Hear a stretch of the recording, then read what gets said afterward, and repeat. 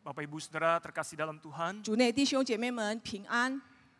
mari kita kembali membaca dari responsoria kita di dalam Matius pasal yang kedua, ayat pertama sampai ayat yang ke-12. 让我们一起看起因经文里面的马太福音2章1到12节。 Saya akan bacakan dalam bahasa Indonesia, kemudian dilanjutkan dalam bahasa Mandarin. 先用印尼文来读。 Firman Tuhan berkata demikian, sesudah Yesus dilahirkan di Bethlehem, di tanah Yudea pada zaman Raja Herodes, datanglah orang-orang Majus dari timur ke Yerusalem dan bertanya-tanya, di manakah dia, raja orang Yahudi yang baru dilahirkan itu? Kami telah melihat bintangnya di timur dan kami datang untuk menyembah dia. Ketika Raja Herodes mendengar hal itu, terkejutlah ia beserta seluruh Yerusalem. Lalu dikumpulkannya semua imam kepala dan ahli Taurat bangsa Yahudi. Kemudian dimintanya keterangan dari mereka di mana Mesias akan dilahirkan. Mereka berkata kepadanya, di Bethlehem, di tanah Yudea, karena demikianlah ada tertulis dalam kitab Nabi. Dan engkau Bethlehem, tanah Yehuda, engkau sekali-kali bukanlah yang terkecil di antara para pemimpin Yehuda. Karena dari engkaulah akan bangkit seorang pemimpin yang akan menggembalakan umatku Israel. Lalu dengan diam-diam Herodes memanggil orang-orang Majus itu dan dengan teliti bertanya kepada mereka, kapan bintang itu tampak. Kemudian ia menyuruh mereka ke Bethlehem, katanya, pergi dan carilah anak itu dengan teliti, dan segera sesudah kamu menemukan dia, kabarkanlah kepadaku supaya aku pun datang menyembah dia. Setelah mendengar kata-kata raja itu, berangkatlah mereka. Dan lihatlah bintang yang mereka lihat di timur itu mendahului mereka hingga tiba dan berhenti di atas tempat anak itu berada. Ketika melihat bintang itu mereka sangat bersuka cita. Mereka masuk ke dalam rumah itu dan melihat anak itu bersama Maria ibunya lalu sujud menyembah dia. Mereka pun membuka tempat harta bendanya dan mempersembahkan persembahan kepadanya yaitu emas, dupa, dan mur. Setelah diperingatkan dalam mimpi supaya jangan kembali kepada Herodes, pulanglah mereka ke negerinya melalui jalan lain. 马太福音2章1到12节，当希律王的时候，耶稣生在犹太的伯利恒。有几个博士从东方来到耶路撒冷，说：“那生下来做犹太人之王的在哪里？我们在东方看见他的星，特来拜他。” 希律王听见了，就心里不安。耶路撒冷合城的人也都不安。他就召集了祭司长和民间的文士，问他们说：“基督当生在何处？”他们回答说：“在犹太的伯利恒，因为有先知记着说：犹大地的伯利恒啊，你在犹大诸城中并不是最小的。” 因为将来有一位君王要从那里出来牧养我以色列民。当下希律暗暗地召了博士来，细问那星是什么时候出现的，就差他们往伯利恒去，说：“你们去仔细寻访那小孩子，寻到了就来报信，我也好去拜他。”他们听见王的话，就去了。 在东方所看见的那星，突然在他们前头行，直行到小孩子的地方，就在上头停住了。他们看见那星，就大大的欢喜。进了房子，看见小孩子和他的母亲玛利亚，就俯伏拜那小孩子，揭开宝盒，拿黄金、乳香、没药为礼物献给他。 博士因为在梦中被主指示不要回去见希律，就从别的路回本地去了。 Jemaat terkasih dalam Tuhan, orang-orang Majus ini ketika mereka tiba di Yerusalem, 弟兄姐妹们，当这些东方的博士达到耶路撒冷时， Alkitab menuliskan mereka bertanya-tanya. 他们就开始询问。 Artinya mereka itu mencari, mereka itu betul-betul keliling dari rumah ke rumah bertanya kepada setiap orang. 他们到各家各户去询问，问每一个人， Di mana dia, raja orang Yahudi, raja kamu yang baru dilahirkan itu? 那生下来做犹太人之王的在哪里呢？ Pasti kalian Baru selesai pesta besar kan? 你们肯定刚刚已经欢庆过，不是吗？ Tanya orang pertama, 他问了第一个人， wah nggak ada tuh, raja baru lahir, keturunannya nggak ada. 那人回答说：“这里没有刚诞生的王啊。” Nah ini orang kurang pergaulan. 这个人的交际不广，所以不知道。 Tanya orang kedua, 再问第二个人， juga nggak tahu bilangnya. 也不知道。 Tanya satu komplek perumahan, 问了整区的人， semua juga jawab tidak tahu. 没有人知道。 Tanya satu kelurahan, juga sama jawabannya nggak tahu. 问了整村，也无人知晓。 Akhirnya berita ini viral di seluruh Yerusalem. 那么这个新闻，这个事件呢，就是在广传在耶路撒冷。 Ada orang asing datang tanya raja Yahudi, mana ada, dengar dari mana dia? 有陌生人来到我们的城市，问犹太人的王哪里有呢？ Kota Yerusalem heboh, Bapak Ibu Saudara. 这个耶路撒冷城就是开始轰动了， Sampai terdengar di telinga istana raja. 直到这个新闻呢传到国王的耳边， Dan Raja Herodes pun membentuk tim untuk menginvestigasi berita ini. 希律王就是组建了这个调查的小组来调查这个真相。 Jemaat terkasih dalam Tuhan, pertanyaannya hanya satu. 主内弟兄姐妹们，只有一个问题： Kok bisa orang Majus, orang asing yang tinggalnya jauh bisa tahu tentang kelahiran Tuhan Yesus? 为什么住在远方的这个东方博士会知道主耶稣的诞生呢？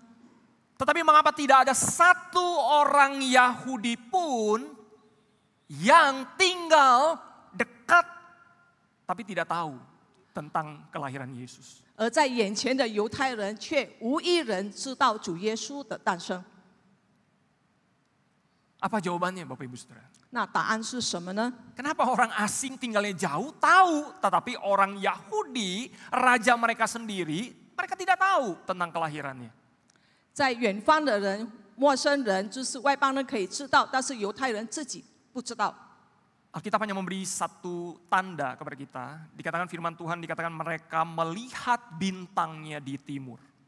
就是圣经告诉我们，他们看见那星，从东方那边看见那个星。 Jemaat terkasih, orang Majus adalah banyak versi ya. Ada yang bilang mereka raja, tetapi kebanyakan dikatakan mereka adalah orang-orang cendekiawan, orang-orang terpandang, orang-orang pintar. 那些博士是很有智慧的，他们是一个学者。 Mereka ini sudah ada sejak zaman kerajaan Babel. 在这个巴比伦时代，他们已经存在了。 Kemungkinan mereka mengenal Allah Israel melalui tulisan-tulisan Daniel. 也许他们从但以理的笔记上认识到以色列的王。 Mereka orang-orang yang pandai untuk melihat bintang. 他们有这个观星象的一个本领。 Tetapi seberapa hebat pun mereka menganalisa bintang di langit dengan segala keahlian mereka. 尽管他们观看星象的本领有多么大， Saya percaya kalau bukan Tuhan yang membuka mata mereka dan menuntun mereka, pasti mereka tidak akan tertarik kepada bintang itu. 要是没有神打开他们的眼睛，引导他们的话，他们肯定没有注意到那颗星。 Karena itu saya melihat ini adalah karya Allah dan anugerah Allah di dalam kehidupan orang-orang Majus. 那就是神在这个博士们中间有超能的一个恩赐。 Tuhan menyingkapkan kebenaran kepada orang-orang Majus ini, menyingkapkan pribadi daripada Tuhan Yesus, Sang Juru Selamat itu kepada para Majus. 上帝向这些博士们显示他自己的身份。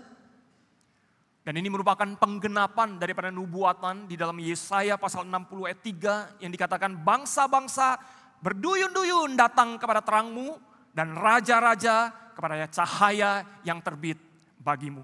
就是为了应验以赛亚书60章3节的预言，就是万国要来救你的光，君王要来救你发现的光辉。 Jemaat terkasih, kita melihat di sini bahwa berita keselamatan bukan lagi hanya milik orang-orang Yahudi. 救恩的喜信不再是单单属于这个犹太人， Tapi berita keselamatan adalah bagi seluruh suku bangsa, termasuk untuk kita hari ini. 而是为我们所有的人敞开，包括你和我。 Dan itulah visi dan isi hati Allah. 这就是上帝的意愿， Keselamatan adalah bagi seluruh bangsa. 救恩是给所有的民族。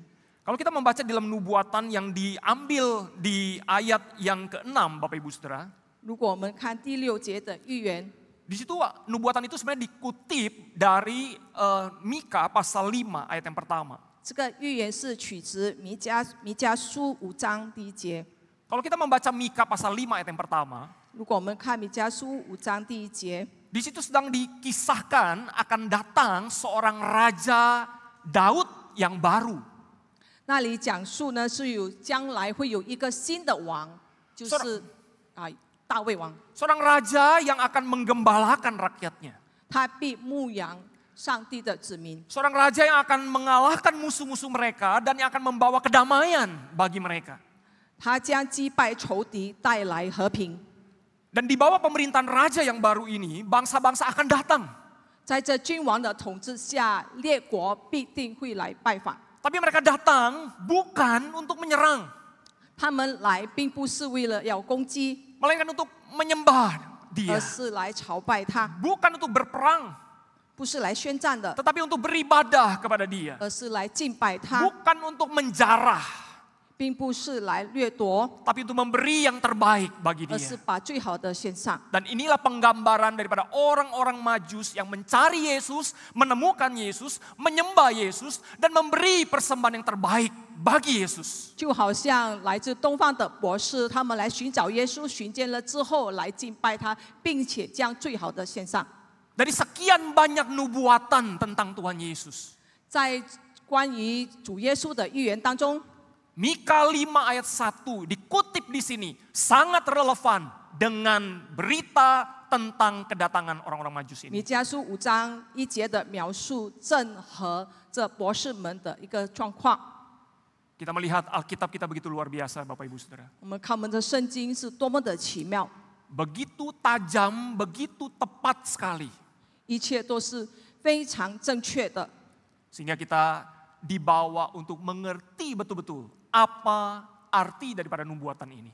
让我们就是接而连三的有许多的预言都是息息相连的，让我们可以明白圣经里面的含义。 Nah, kira-kira inilah yang menjadi kesimpulan daripada kedatangan dan pencarian orang-orang Majus. 这就是东方博士来寻找耶稣的整个过程。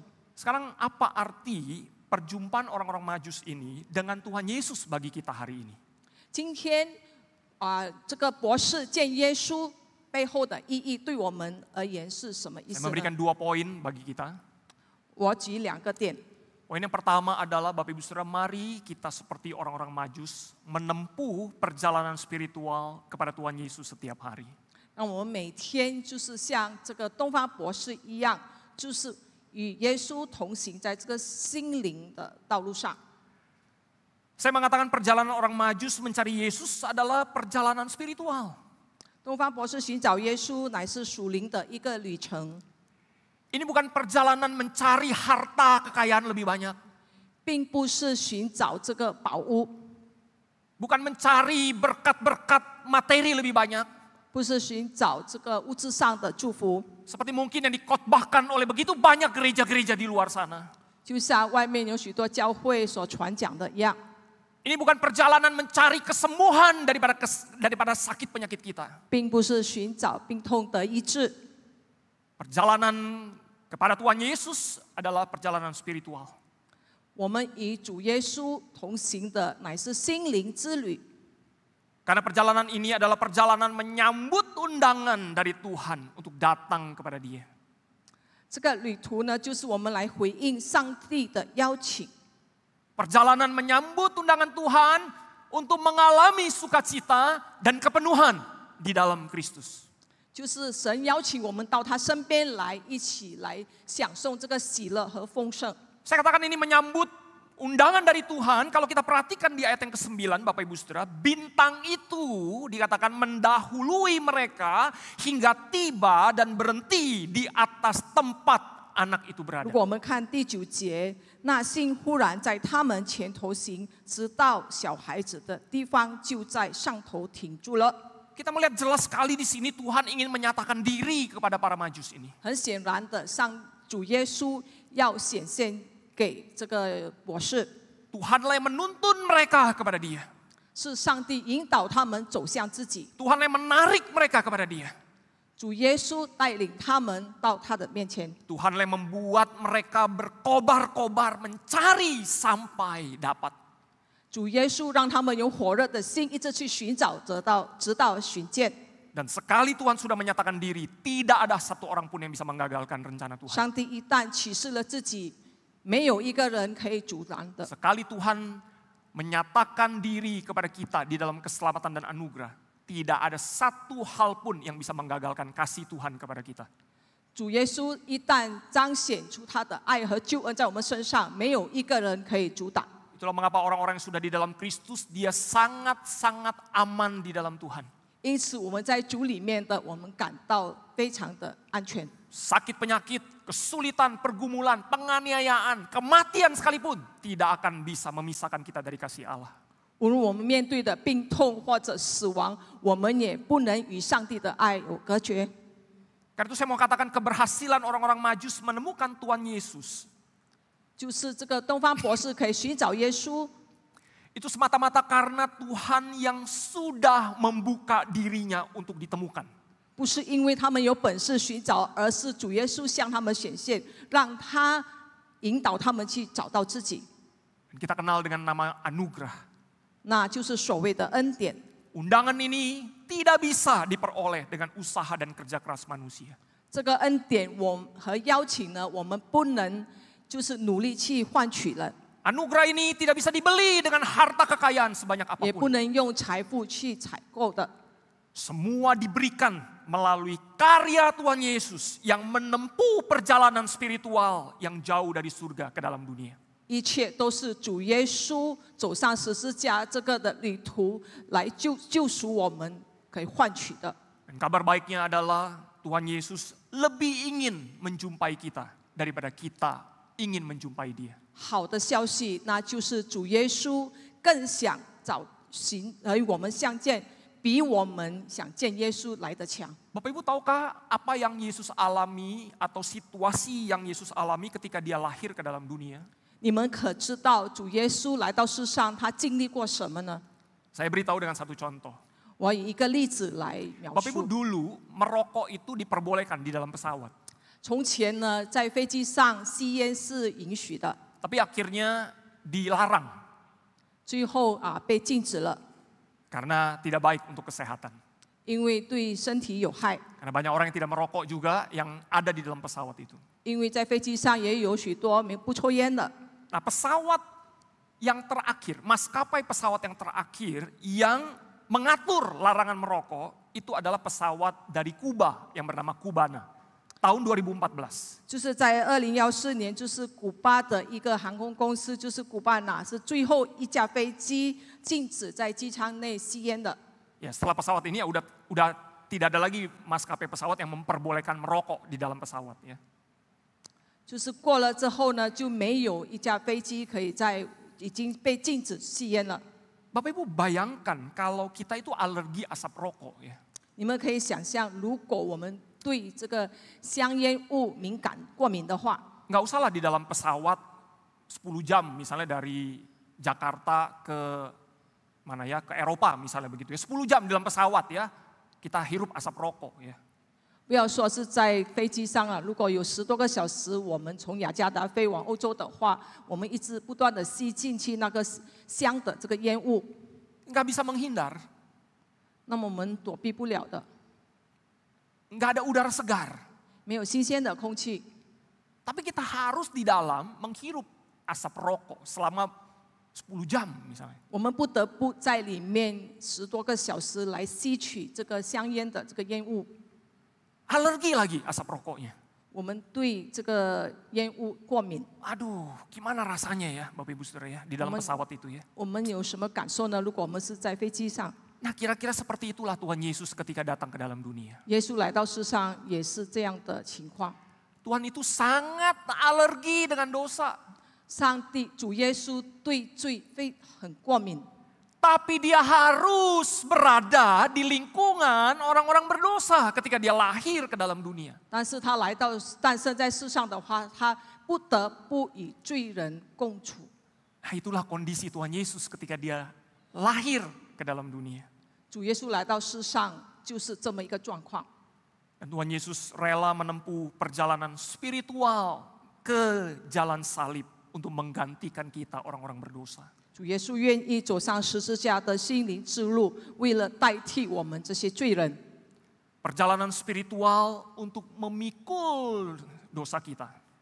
背负了人的罪恶的这个旅途， Perjalanan spiritual untuk menerima semua hukuman yang seharusnya kita terima. 承受上帝愤怒之旅， Perjalanan spiritual untuk menanggung murka Allah yang harusnya kita yang tanggung. 我们必须承担上帝的愤怒，但是耶稣已经为我们担当了。 Perjalanan spiritual untuk menghadapi maut yang seharusnya kita yang menghadapinya. 我们面对死亡的赌购，就是主耶稣已经代替了。 Perjalanan spiritual untuk memenangkan pertempuran kepada kuasa kegelapan yang tidak bisa kita menangkan. 主耶稣已经为我们战胜了死亡黑暗， Dan semua Tuhan Yesus lakukan supaya kita tidak perlu mengalami apa yang Yesus alami. 主耶稣所做的这一切，就是为了让我们不再受他所受过的。 Sebaliknya kita mengalami sukacita sejati mulai hari ini sampai selama-lamanya. 反而让我们可以享受这个喜乐，从今时直到永远。 Bapak Ibu Saudara, jalan keselamatan ini sudah terbuka karena Tuhan Yesus. 这个救恩之路已经因主耶稣而被敞开了。 Dan sekarang saatnya kita berjalan mengikut Dia. 这正是我们跟随主耶稣的时候。 Seorang misionaris bernama Stanley Jones, suatu hari dia tersesat di hutan Afrika. 有一位宣教士名叫 Stanley Jones， 有一天他在非洲的一个森林里迷失了。 Ketika dia bertemu dengan salah satu penduduk di hutan, dia minta tolong untuk bawa dia keluar dari hutan. 他看见了一个住在森林里面的一个居民呢，就是要求他帮自己走出森林。 Penduduk ini menyetujui, oke, ayo kita jalan. 那个居民说：“好，我们一起走吧。” Mereka jalan 1 jam menempuh hutan belantara. 他们从丛林中走了1个时辰。 Misionaris ini mulai khawatir. 那个宣教士开始焦虑了。 Dia tanya, kamu sebenarnya tahu gak sih jalannya? 你到底知不知道走出去的路程？ Karena saya nggak kelihatan jalan sama sekali nih, nggak ada nih hutan semua begitu. Kamu tahu nggak sebenarnya jalannya 因为 begitu? 我没有看到有什么路的这个痕迹，你到底知不知道怎么走出去？ Penduduk asli ini berkata, 那个原住民就说 Tuan, di hutan ini tidak ada jalan. Sayalah jalannya, ikut saya.：“ 先生，在森林里没有道路的，我就是那道路，你跟着我便是。” Memang nggak ada jalan, saya jalannya, ikut saya, pasti aman. 本来就没有路，我就是那道路，你跟着我没问题的。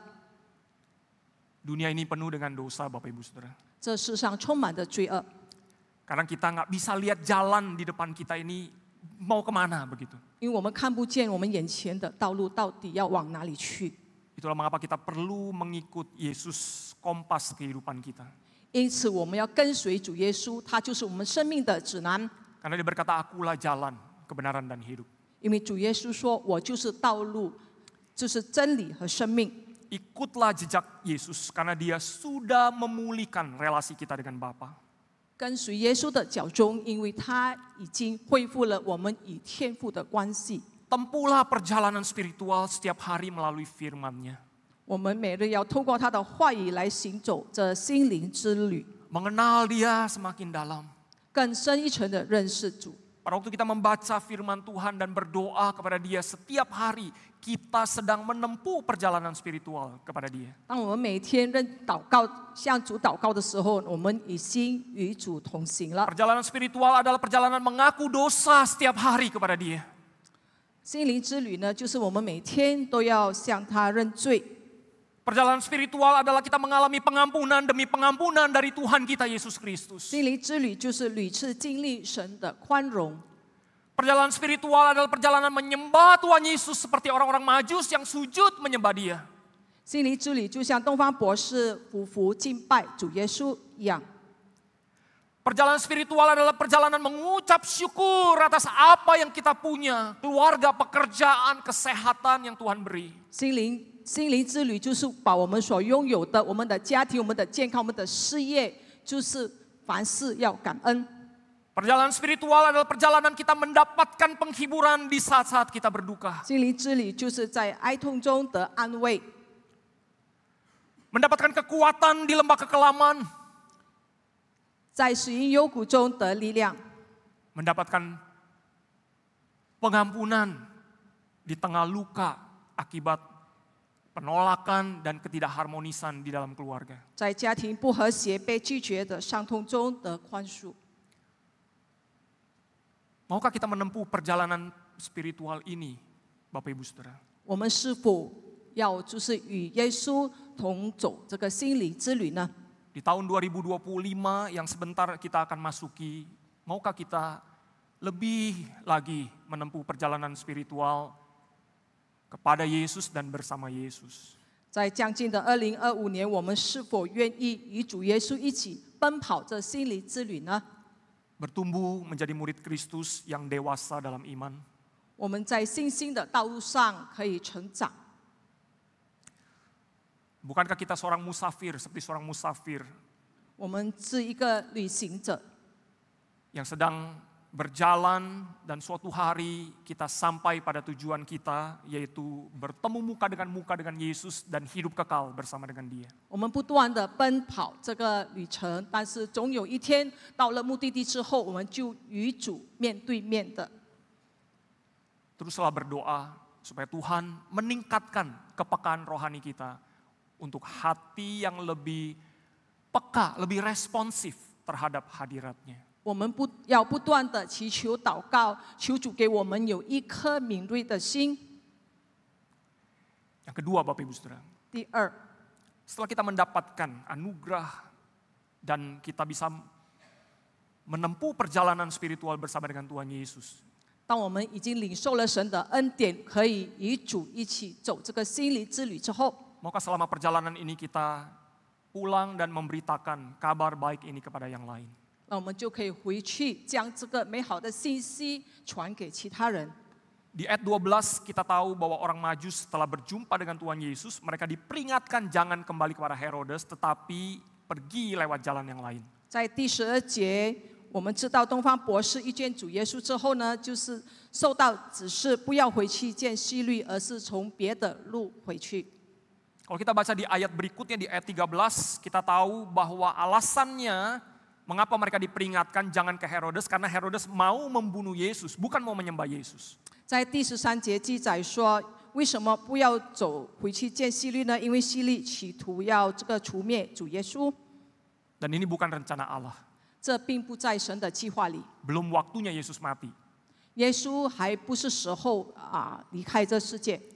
Nah, ada pesan teologis yang ingin disampaikan di sini. 这里头有神学的一个含义，我要向大家交代的。 Bahwa orang-orang Majus setelah mereka berjumpa Yesus, hidupnya tidak lagi sama. 东方博士见到了主耶稣之后，他们的生活就有所改变。 Mereka datang sebagai orang yang berdosa, tetapi mereka pulang sebagai ciptaan yang baru. 他们以罪人的身份前来，却以新造的人身份回去。 Dan salah satu buah daripada pertobatan mereka adalah taat. 那么悔改的果子呢，就是顺服。 Mereka diperingatkan pulang lewat jalan lain dan mereka taat. 他们被警告要从另一条路回去，而他们顺服这个指示，从别的路回去。 Tuhan Yesus berkata di dalam Yohanes 14 ayat 15, "Jikalau kamu mengasihi aku, kamu akan menuruti perintah-perintahku. 主耶稣在约翰福音14章15节说：“你们若爱我，就必遵守我的命令。” Bapak Ibu Saudara, perjalanan spiritual adalah perjalanan ketaatan. 弟兄姐妹们，心灵之旅乃是顺服之旅， Perjalanan yang setiap hari kita mau menyenangkan hati Tuhan. 就是我们每天都是要讨神的喜悦， Perjalanan kita ingin mempersembahkan hidup melayani Dia. 就是我们要以服侍来摆上自己，献给主。 Perjalanan kita mau taat melakukan firman-Nya.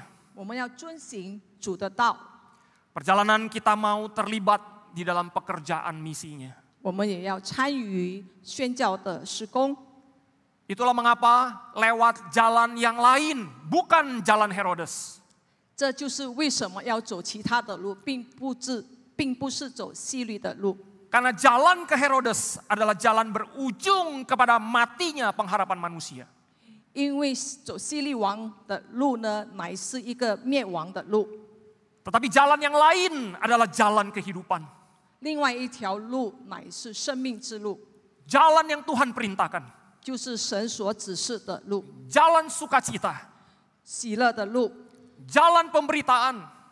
报福音之路， Jalan pekabaran Injil. 传喜信之路， Jalan pengharapan bagi umat manusia. 人类的盼望之路。 Oh, Paulus berkata, alangkah menyenangkan langkah-langkah mereka yang membawa kabar baik. 保罗说：“报福音、传喜信的人，他们的脚中何等佳美！ Maukah saudara menjadi pembawa kabar baik bagi mereka yang belum percaya 你们 kepada 要 Tuhan? 成为传喜信的人，给未信主的人吗？ Maukah saudara taat kepada perintah 你 Tuhan? 愿意顺服神的命令吗？” Bapak Ibu Saudara, tanggal 24 Desember gereja kita akan merayakan Natal dengan KKR Natal. 弟兄姐妹们本月24日，就是圣诞前夕，我们有一个培灵会。 Demikian juga tanggal 25 ada KPR Natal. 25号也有一个培灵会。 Di dua acara ini bukan hanya sekedar sebuah perayaan Natal seperti tahun-tahun sebelumnya. 这两个聚会并不是像往年一样是一个很普遍的一个庆祝圣诞的。 Tapi kita punya visi dan misi, kita ingin memberitakan kabar sukacita keselamatan di dalam Tuhan Yesus bagi mereka yang belum percaya. 这是一个我们要传讲在主耶稣里有喜乐的救恩给未信主的人。 Ini kesempatan bagi kita membawa keluarga, teman, family untuk hadir mendengar berita Natal. 这是一个我们带着亲朋好友来听这个圣诞的信息的一个好机会。 Maukah kita mendoakan nama-nama mereka? 我们是否愿意为他们祷告？ Kita mengajak mereka. 我们邀请他们， Dan kita mau melihat bagaimana Roh Kudus bekerja di dalam hati mereka. 我们要看圣灵如何在他们的心中动工， Melalui hati kita yang taat kepada perintahnya. 透过我们顺服神的心， Maukah Bapak Ibu Saudara? 你们是否愿意？ Mari kita bersama berdoa. 我们同心祷告。